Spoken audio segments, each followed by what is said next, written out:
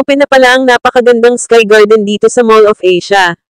Halika samahan niyo ako na ikutin itong new attraction ng isa sa pinakamalaking mall dito sa Pinas. At bago nga pala ako magpatuloy, shoutout kay Like Pavlon at kay Mommy Madiskarte TV. Salamat sa suporta nyo. Shoutout na din sa mababait kong ka-office mate, G-Force, family at friends.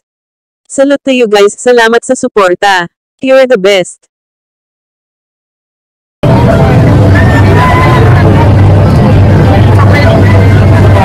Yun nga palang Sky Garden nila is located sa 3rd floor ng Mall of Asia. So, ayun, pasok tayo sa bagong tambayan ng mga Pinoy. Ayan, nandito na tayo sa entrance papunta sa garden.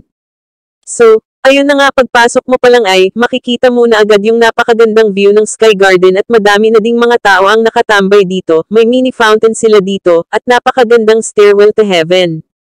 Char, na may katabing waterfalls, yun ba tawag dyan? Basta yun na yun. Ayun, umpisahan na natin ang pag-e-explore dito sa Sky Garden. So for today's video, ako muna ang filanggerang tour guide nyo. Sure na sure ito na no hidden charges, kaya, ano pang hinihintay nyo? Ayun, lakad tayo na may konting hakbang na may konting bilis. Mayroon sila ditong artificial grass to make the garden more beautiful. Nakadagdag pa yung napakagandang landscape nila dito sa garden. Napaka-instagrammable naman ito, may mga upuan para sa mga gustong tumambay. At mayroon din silang mini playground para sa mga bata. Sure na mag-enjoy ang inyong mga anak dito.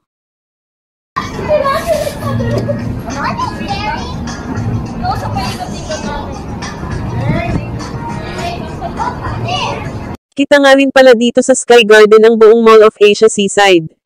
Ang ganda niya. Tapos mag-kasama nyo sila. At tayo ulit tayo pa.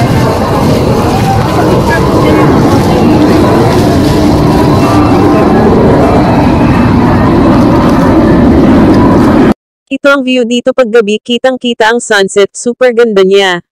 Lalo ngayon napasakto na ang ganda ng panahon, ang gandang pagmasdan ng sunset at yung lighting. Nakaka-relax.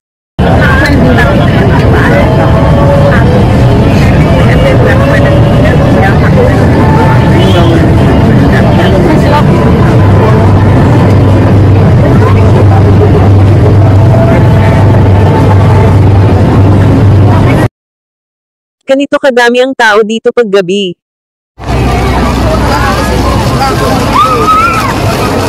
Ang ganda pa ng lighting effect dito sa garden. Yung fountain, yung stairwell to heaven. Nice.